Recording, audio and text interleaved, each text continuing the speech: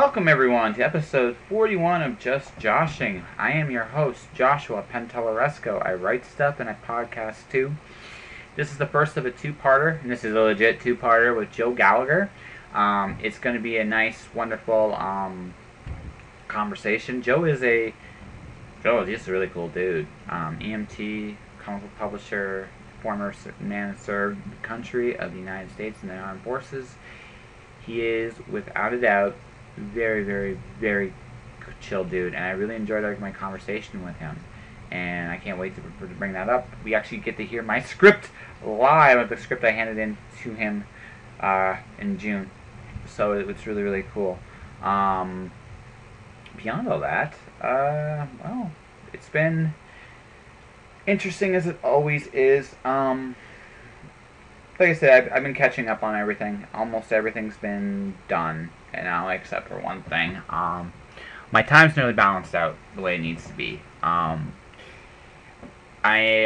made a decision about my job's overtime. If it's for as long as it still remains, it's probably going to be there for another couple more weeks. I think just for the next couple of weeks, I'm only going to work one day if it's there, and not worry about that all the rest of the time, because every other time it'll be just a distraction, and I'd rather not be distracted.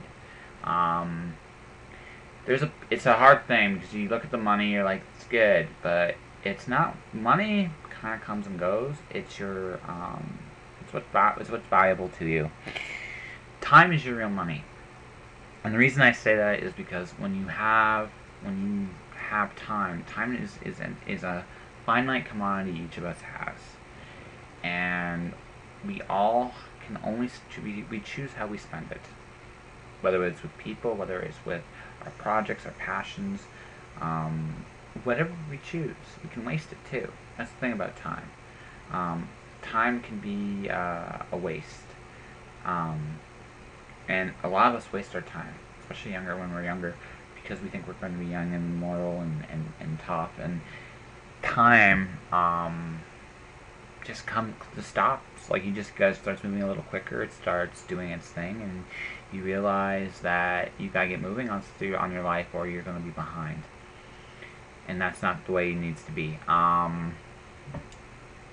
Beyond all that, so if you find someone, like I said, you take the time for the things that matter to you. One of the things that I've been slowly doing, and it's been really, really cool, is I've been requesting from people I really care about photos of them. Adding it to my wall of inspiration. There's a blank spot between the Macho Man and Boat Independent. And I was thinking about putting art posters back up there, but I thought, actually, instead what I'm going to do is I'm going to put pictures of people I really care about. I already have a couple. My buddy Lance and his wife Ollie. My friend Giselle, she's going to be up there. My sister's going to be up there. My Northern Flight photo's going to be up there. And that's just the start. I'm hoping to get everybody that really matters to me up there in some form or fashion in the next little while, just because it's cool. And that's what I want to do. I'm getting rid of more things. I think I'm going to actually do a video game run here after I go to the commercial break. Just get rid of some excess video games, because it's the way it goes. Yeah, but it's gonna be. It's gonna.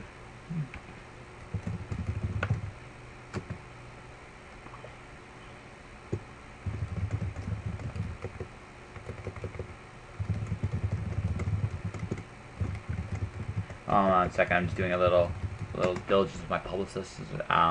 Things are about to get heavy and hectic in the next little bit. August 13th, 14th, 15th.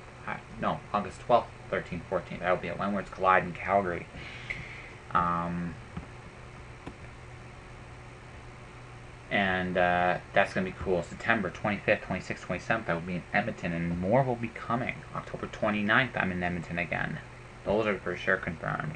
The next little bit's things are going to be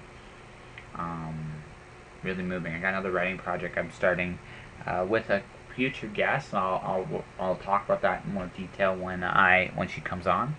The next little bit is going to go kind of like this.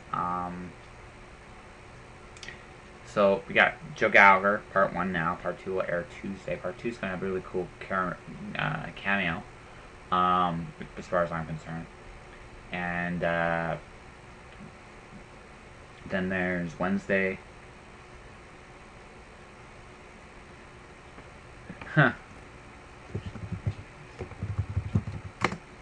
Okay. I just got this really, really, really big thing there, so I'm sorry I'm going silent here. This guy published.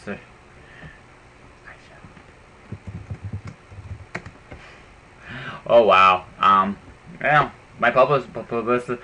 I, I just got other wonderful news hitting here. It's going to be an amazing. Next little bit is going to be an amazing challenge in my life, but it's a good one. One really I've been doing, and it's been going in interesting directions. So can't wait to talk more about that another day. But yeah, a lot of good things coming up, and I can't wait to talk to each and every person the next month or two about what's coming up. It's gonna be great. All right, time for our regular commercial. Next week, Tuesday's episode, we'll have some new commercials. I'm actually working on them tonight. And they'll be amazing. They're going to feature my first 2 clients, and I cannot wait to do it.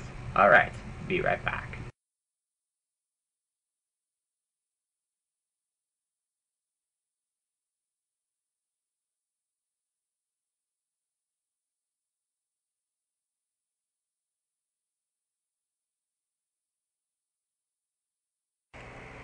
Tired of buying t-shirts, coffee cups, and other memorabilia that all podcasts seem to have? I sincerely hope not, because I'm jumping aboard this gravy train right now. That's right. You can be the proud owner of a Just Joshing t-shirt, photographic print, and coffee cup at my Redbubble store. Redbubble has one-click ordering and will ship anywhere in North America. Check out http://worldwideweb.redbubble.com/people/jpenteloresco for more details. Hello. Hello. Hey, what's going on? I am home. I look like more of a bum than a civilized savage I portray on Facebook right now, which feels good. No, it's been an interesting couple times. By the way, I'm just going to let you know right now, we are officially recording the podcast. So anything incriminating you want to say, it's too late. Sorry, it's going to be on the air. Just letting you know. Beyond that, beyond that, I feel it's only me being fair here. No, it's been an interesting month all the way around. Where do you want to begin? So, nothing big. My end, it was more like, okay, I finished Watcher 3. I finished that script. I'm sure you still have not read. I'm on like page 3. Yeah, I know. Hey, okay, you're getting there, slowly but surely. Speaking of, I'm gonna pull that up right now. Oh, you're gonna. Oh, that's gonna be good. Thanks for the reminder. Yeah, no problem. No problem. And you can tell me how horrible I am and how evil I was, because I was pretty horrible and evil in the script. But after that, let's see. It's funny. Someone came into my life, you know, and oh no, it was that and it wasn't that. It was something. Have you ever had someone come into your life that you need them, not necessarily to be like your best friend or girlfriend or wife or whatever the case may be forever and ever and ever, but someone that comes in and for whatever reason just it's like a catalyst to a lot of different things just happening, and not just because I'm trying to impress a chick. I won't lie to say that's not completely in there a little bit, but more just you meet this person, you act with this person, and you see things differently than you had for a long time, and it just make you look at your own life and what you're doing and going, I deserve more. And so this month's been interesting. I purchased a lot of books. I'm going to be purging some comic books tonight. I'm going to be starting that finally. And it ended up me getting I'm 2 authors publicists starting this week. I meet with them on Friday, and we're going to discuss everything. Oh, nice.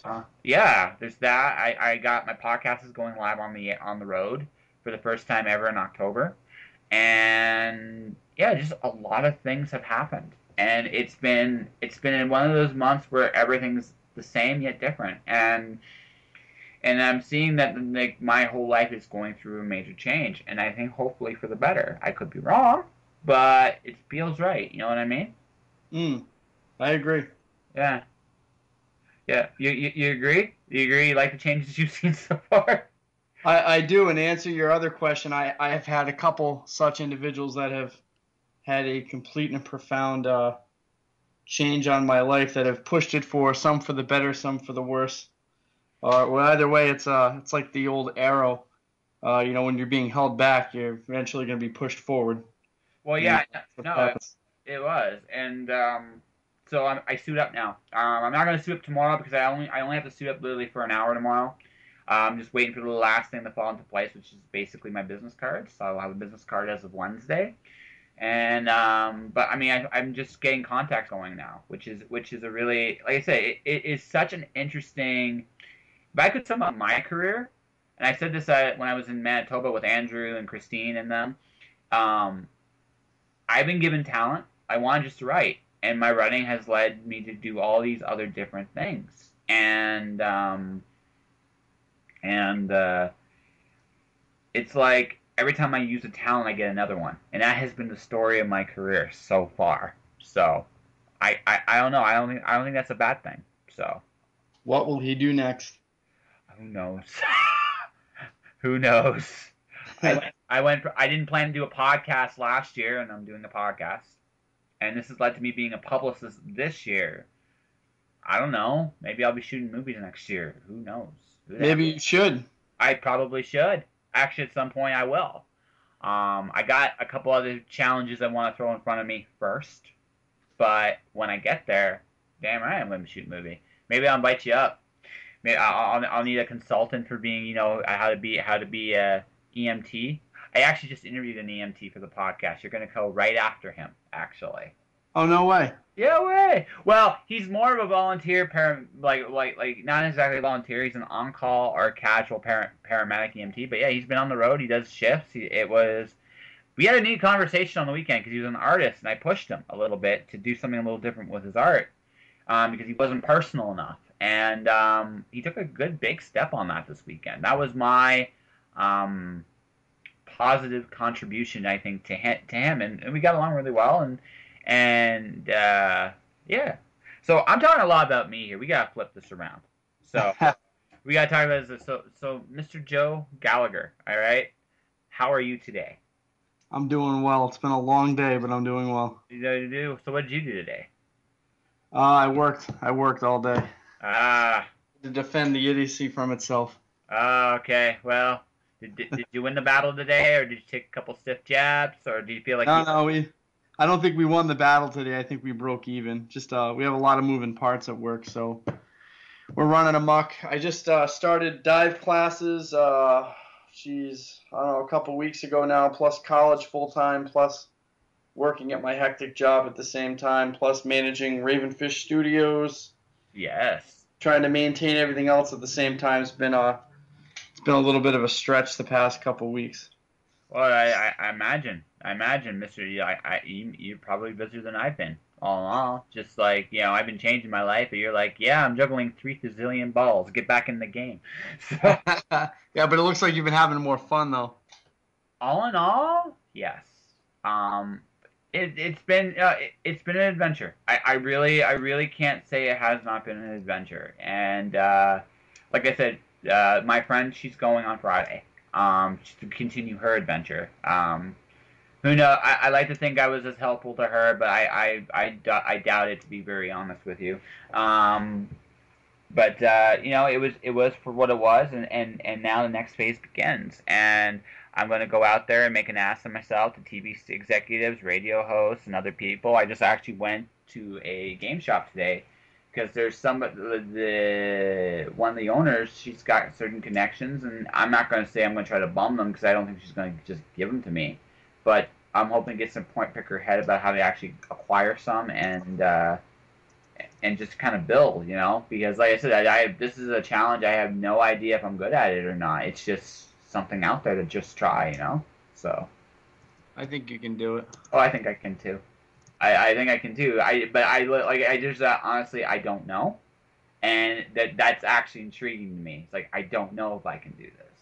So, but so let's. What do you want to talk about first? Your job or comics or what do you want to do? Do you want to pick apart my script on the air and just say I'm a horrible person? You're not a horrible person. No, I'm not a horrible person. No, you're not a horrible person. Why would you be a horrible person? Let's talk about that. Why would you be a horrible Because person? because you haven't gotten to page 8 yet. When you get to page 8, you'll start seeing some horrible things. And then when you get to page 12, you'll see more horrible things. And when you get to about page 16, you're like, this dude's fucked up. I guess I grew up vanilla. I guess then, huh? Yeah. Oh, who knows? Who knows? Who knows? I just moved around a lot, and when you just do that, you just see a lot of things, and so you just kind of look at it differently. How about you? You stayed where you at your whole life, or you've been moving around up and down? No, I've moved around my whole life. What about I'm a twice adopted wanderer actually. nice? So So I've lived a little bit everywhere. me too. So where are you originally from? I am originally from the island of Newport in Rhode Island. All right. I've lived in Pennsylvania. I've lived in North Carolina. I've lived in Hawaii. Was living in Florida for a little while. Geez, where else? Yeah, I've been all through. I've lived all through the state, which I mean, it's a small state, doesn't really say all that much, but No, it adds up though, because even in small places, there are all kinds of neat little worlds inside all those places. I lived in London, Ontario, and London was really neat because people would just kind of get into their cliques and they'd yeah, stay there, right? No one really saw beyond whatever hole in the wall everybody decided to hang out in. You know what I mean? yeah, And but it was neat is you'd go from one to the other, you literally every time you'd see like a different world, and it was always fun. You know what I mean? Uh, yeah, yeah. So even in a small place, man, there are whole. I'm of the belief that there are literally whole worlds around us every day that like, different people walk through, and the more open you are, the more you can see how worlds like our world crossed over. That might seem like a terrible metaphor, but I know I look at the world a lot differently than you do, and you look at the world a lot differently than say Andrew Lawrence does, and maybe Christine Steenham does, or you all know, my rum buddies. yes, they are. They love their rum. Oh man, Christine was such a champ on Friday night. Holy shit. She was in tank mode. It's like holy crap, man. She's That's hilarious. yeah, oh yeah. Andrew was in that mode too. Saturday, but all fairness to Christine and Andrew, they both got a lot of work done this weekend. Andrew got his script done. I actually sent him my script too, just for pointers. I haven't done enough comic stuff to Yeah, feel like I know completely what I'm doing. So it's like I figured you might as well go with the man, the myth, the legend, Andrew. Um, yeah, he is. you know, he's a really good dude. He really is. But Christine's really. I'm gonna finally hopefully we're going on that script with her this week. I have some time. I have some unexpected time tomorrow, so I'm gonna try to get something going there. But yeah, it was Manitoba was a lot of fun. I was really flattered to be invited. If you get a chance, man, you should go. Yeah, that'd be a blast. It'd be a bit of a hike for me, but it'd be well worth it. Yeah, you'd have a lot of fun, man. You get away from it all for a few days, and you know you just deal with comics for a few days, which would be Uh, Heaven. heaven. So, why desire to go into comics? Where does your love of comics come from? And actually, my love of comics came from a friend of mine, Walt Robillard. He got me into inking back in the day, and before that, I didn't really have much of an interest in comics. I thought they were kind of neat, but they were too short. Being a bibliophile, I love my books, and he was looking for an inker to do some stuff because he hates inking. He'll tell you to great length how much he hates inking. And so he came by the house one day, and I got to play with his bamboo pad and ink some of the stuff that he was penciling. And I found it really calming. I had such a good time, and it awakened an interest in the art form because it's really a whole bunch of different art forms coming together to make something completely different, and that was the real draw to it for me. Um, so I learned how to ink and started inking, and then got more in depth with it with some script writing, something I had done a long time ago, and then eventually I was working with a group called Wonder Funders, and I met a lot of really great people through there, and some of us decided that we wanted to make full-length comics and try the collaborative edge with a little different model that was being used, and here we are now. Oh, nice. So you're kind of, well, like I said, you got script from me. You got, I'm sure, scripts from a few other people. So what's your master plan? Or do you have? Well, right now we're working on Necronaut. Mm-hmm. We have your script in the works, which will need to be revised at least once or twice. Yep. And then we are working on Nore Princess, and we have another comic that is on hold for now until Tim T gets his stuff sorted out, called Woe. Okay. That will be out. We have one finished kids comic that is waiting on the other half of another one called Kid Loki, and that one's by Mike Wagner. And eventually, once we get this all put together, we will put them out for publishment. And but it's been a very, very long process. It is. So a lot of the people that are working on it don't work in comics full time. When they're doing it out of the love for the art form. So it takes a lot longer than we'd want it to sometimes. But we're also working on One Raven Flew, which is a poem comic, which I think you'd find interesting. Yeah, I would, considering my history. Yeah, it's basically a 5 to 10 page comic, and it was left the interpretation of the comic was left to the artist. So that way the artist would read into would kind of read into the poem and draw their art from the poem without any outside direction of scenes or frames or shots. And I wanted it to be kind of a fast and loose sort of drawing style for it. Mm-hmm. Wow, that'd be kind of fun to actually see. Reminds me of something I have at home called Comic Book Tattoo, which is the Tori Amos short collection, and Tori Amos. Yeah, all the artists in there did like a short story based on a song, and some of the interpretations were really interesting. Some of them were, like, again, not to my taste, but it's definitely, like it said, poetry and comics is an interesting amalgam, because like I said, there's always something open to interpretation, and the artist might see a completely different story than the writer does, and that's not a bad thing. It's just, poetry just leaves a lot more interpretation than, say, a standard prose or a comic book leaves. So, which is neat. All right, let's see here. Let's. What are you reading comic-wise, or do you have time anymore? Well, when I do have time, I just actually finished reading The Darkness. Ooh. Which was absolutely fantastic. My buddy Walt, actually, as always, usually the really good comics that I come across are stuff that he's always recommended to me. And it is a 3-volume series by Garth Ennis, Mark Silvestri, Bat, and Steve Fairchild. That's good. And man, I'll tell you what, if you can find it, Top Cow puts it out. Yep. Absolutely fantastic series. The art is flawless. The colors are more of a painterly style, like a little more classic. I guess I really shouldn't say classic. Everybody's gonna think like, old school like Superman comics, but I'd say like the '90s, but not overdone.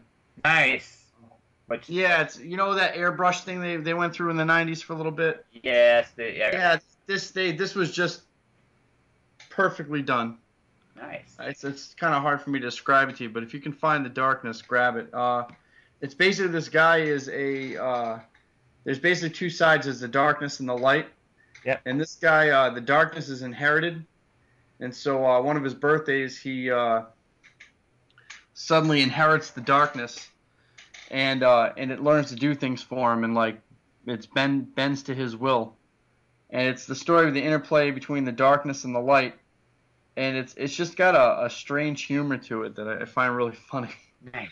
Because they just like the darkness comes out and like rips people apart, and it's like you want to rip this dude apart, and then he ends up ripping the guy apart. Terrible, but awesome. No, yeah, I've heard a lot of good things about the darkness. Some of the runs anyway. Depending on the creative team, those guys are really really good creative people. So. Yeah, so Silvestri is one of the few names that were on there that I heard that I really just a really really good. Yeah. Really good series. Yes. So Silvestri does some really good stuff. My favorite Silvestri work, though, believe it or not, is Hunter Killer with Mark Waid. I really enjoyed that. Really? Tell me about that one, because that one I haven't heard of.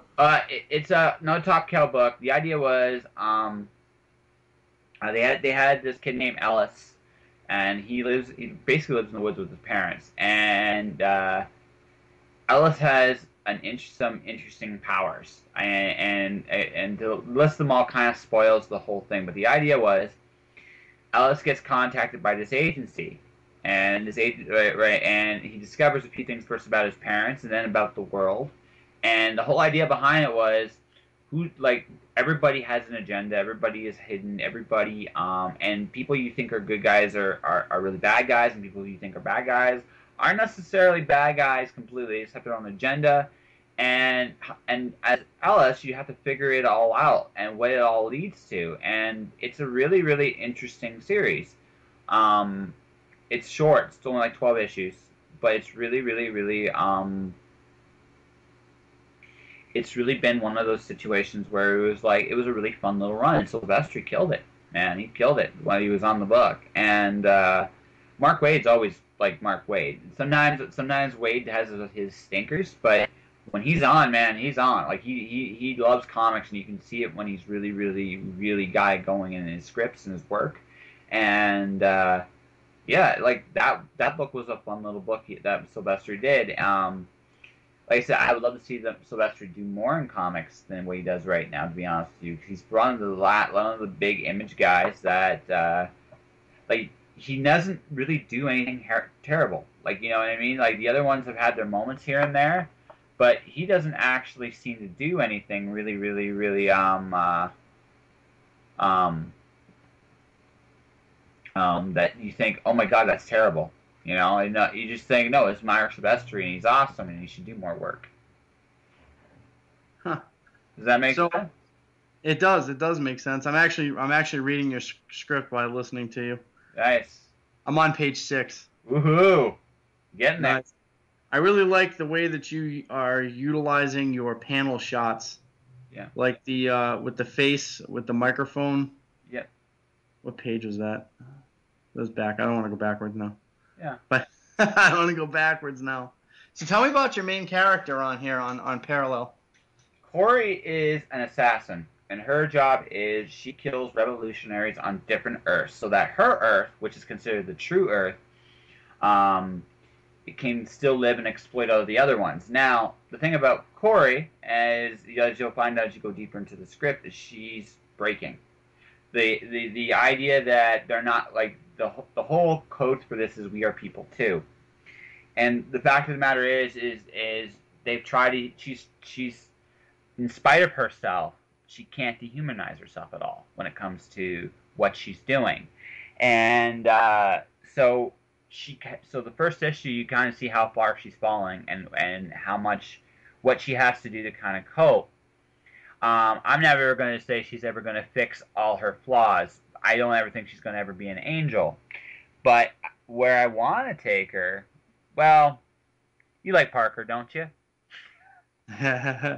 Yeah. I like Parker. I always love the Parker stuff. This is kind of like my if this goes beyond issue 1. Let's say this goes like I see this particular story as 5 issues. Let's say it goes beyond 5. Like let's say that I do 5 issues of this. I will have established kind of her status quo to some degree, and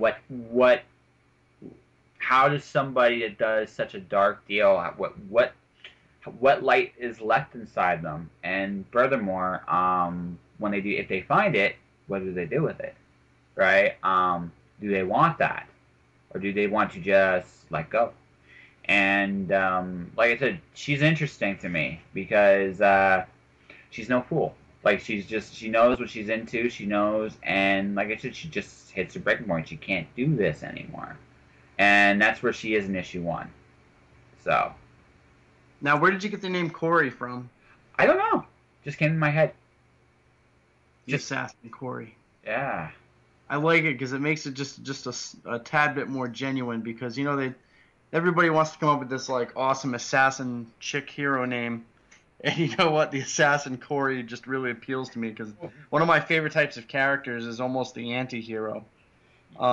Like when the nerds rise up and stuff like that. It's kind of like what I really like. I really like. I actually thought it added a more terrifying thing too.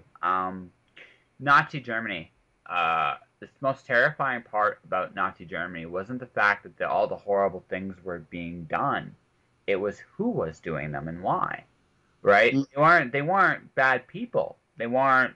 I mean, I'm not saying what they were doing was great, but if you actually look at them, they'd have a barbecue with you today.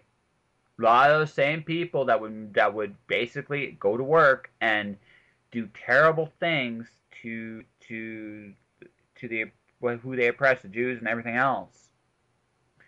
Most of them are just people that had a barbecue. Most people they have a barbecue with you, they have a beer, they shoot the shit with you. They, talk about they talk about their equivalent of their baseball team.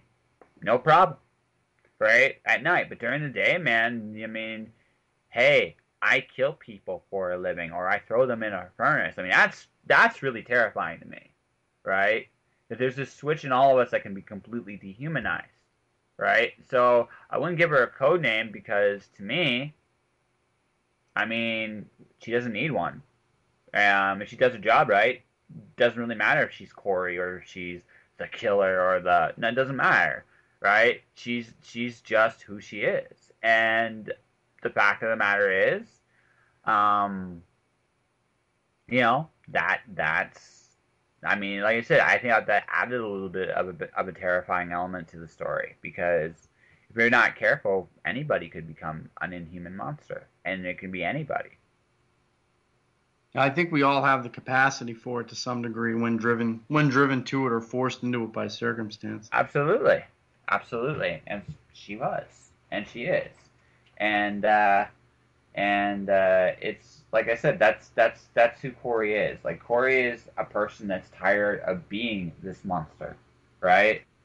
And like I said, as you get deeper into the script and what she's involved to on her personal time, I mean, you'd be like, that's fucked up. It's like, yes, yes, it is, and Huh. right because there's no other way to. I don't know how else anyone would cope with something like that. You know, Well, I'm on page 12 right now, and the not scene of the I guess it's like almost like a bar slash strip club. yeah, I don't know why the image of the original Star Wars, the yeah. where Han supposedly shot first, is stuck in my head. I I, don't know why. so you like it?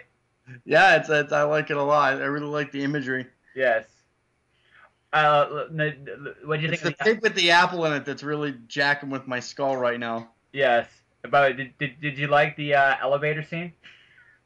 Yeah. Yeah, it's like I thought that was a nice touch. Just like, wait, what? And then that happens, you're like, oh, like twisted world. And it's like, So explain to me in your words how you came up with the elevator scene. oh, it's simple. Corey is the scalpel, but there are places where her skills would not be useful. So you send somebody like him in there, in those places, right? A terrifying thing I heard once on a television show on a Star Trek episode. If one of those stars went out tonight, would anybody notice? Right? That's a good point. Yeah. So you need a guy. So in that situation, who do you send? You send the assassin? No, doesn't do enough damage. You send that guy. I'm not even going to tell you what he did. Does that make sense? Yeah, it does. That does make sense. Yeah. Yeah, it's like that's his normal day. That's what he's like when he comes off home from work. So, as for why I did what I did with the eyeball, I have no idea. It just seemed oddly appropriate. Yeah, I'm on. Where am I now? Hold on, what page is it? 16? Did, Inside the hotel room. that's the really fucked up part. I think that's hilarious. We are inside a hotel room. If you've been in one cheap hotel room, you've been in the mall. The bed should look older, sturdier than the rest of the place. Otherwise, the rest of the furniture should look cheap and worn down. Well, honestly, the bed's got to be the center point of the place. You don't want to break those. That's how they make their money. Yeah, By the hour. oh, yeah, absolutely. But I figured this was an easy scene to do because, well, I was panel happy, so I'm like, well, I don't know if I'm doing a good thing or not, but this doesn't seem like a bad spot for to give my artist a break so he or she doesn't beat me. So, well, you gotta think about that too, right? I don't know. I mean, I have like so many 8-panel things in there so far. It's just like, I was thinking about it. I'm asking for a lot of panels here. Yeah, I may want to give him I might want to give him a break so he just doesn't, again, just go, that bastard. Why is he making me draw this? Well, it depends on the artist. Some artists really like drawing some weird stuff. Oh, I think I fulfill that requirement. Yeah. Oh, yeah. You went to a dark place. Yes, I did. Definitely went to a dark place with that one. Yeah. So, do you think that her proclivities are a way for her to punish herself for the things that she has to do for her regular job as an assassin? Somewhat.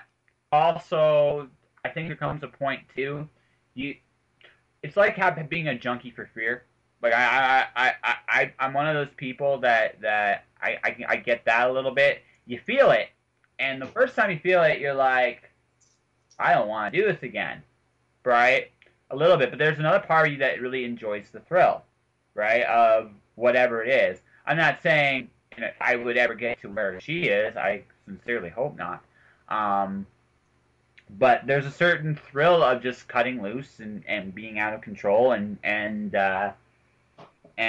there's so like I said, I'm not like, even if I say for somehow some magical way she finds some kind of redemption to this, some of this stuff isn't gonna go away because that there's a part of her that enjoys the thrill.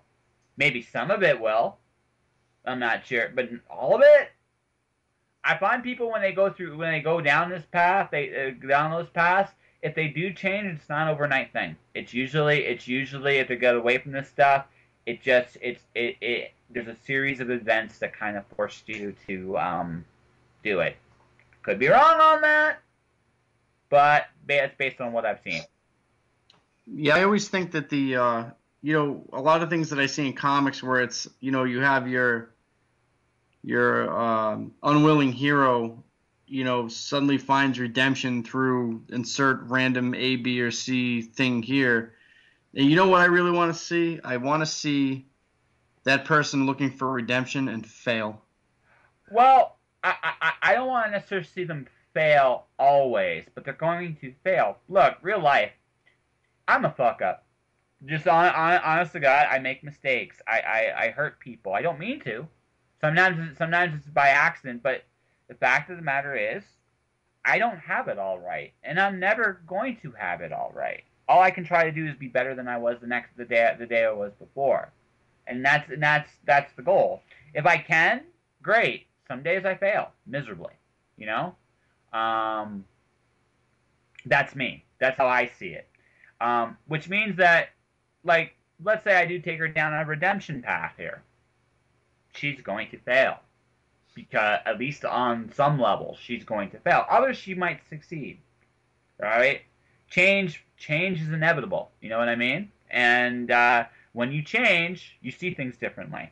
But that doesn't mean you fix it all right away. It doesn't. I sincerely promise you, let's say I do get to hypothetically to an issue 5 with this, she's still going to have some of these fuck ups. guaranteed. Well, that's good because it's honestly it's our fuck ups I think that make us truly human. What'd you think of the pimp scene? That's hilarious. Yeah. All I need is like some like baby powder and like one of those like padded gloves or whatever. I think that would touch that off nicely. Yeah, that was good, huh? I thought that was the part I went, okay, you know what? What would make this? How could I possibly make this more fucked up? Yeah, the actually one of my favorite scenes is the end. It almost seems like that's going to be kind of the signature ending to this is everything exploding Yeah. was in the previous one. Well, kind of. I know where I want. Like I said, it depends on who my artist is. I would like to like my. This is just how I look at comics. It's a collaborative process. Yeah. And since I'm doing parallel Earths, well, I don't necessarily. I know where I want to go for issue 2, Nice. but I don't. Maybe my artist has a better idea. Or Hey, that's kind of the beauty of the process is that sometimes it's just I've worked on a couple projects now where it started off in one direction and went to another one completely. oh yeah. I mean, like I really personally don't care what the backdrop is, although I do know where she's going to be next because it just makes sense to me. Are there pterodactyls involved? Yes, Nice. And other predators flying about? yes, I guarantee you will never look at fisting the same way ever again. Great.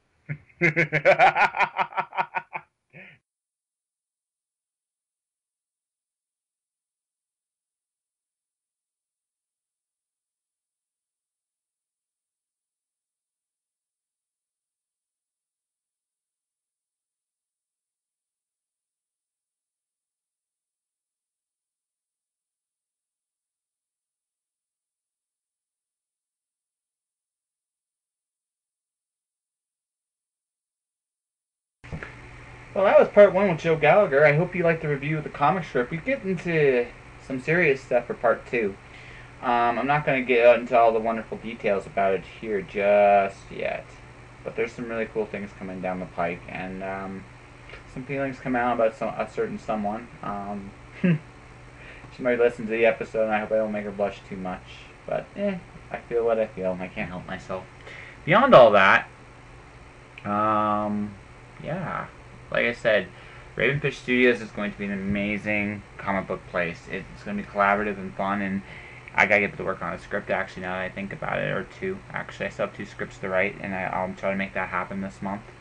A lot of things are, like I said, this has been a month of restoration and of balance. My time has gone pretty much down to nothing, and I've been trying to make up for it bit by bit here.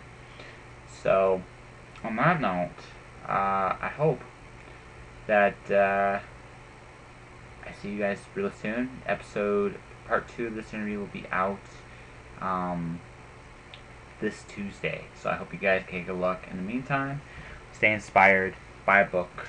Buy some merch. Buy my client's books, Craig Bluey's Children of God. Check out Chris Marr's Wild Woman. And I'll see you guys next week. Have a good one. Josh.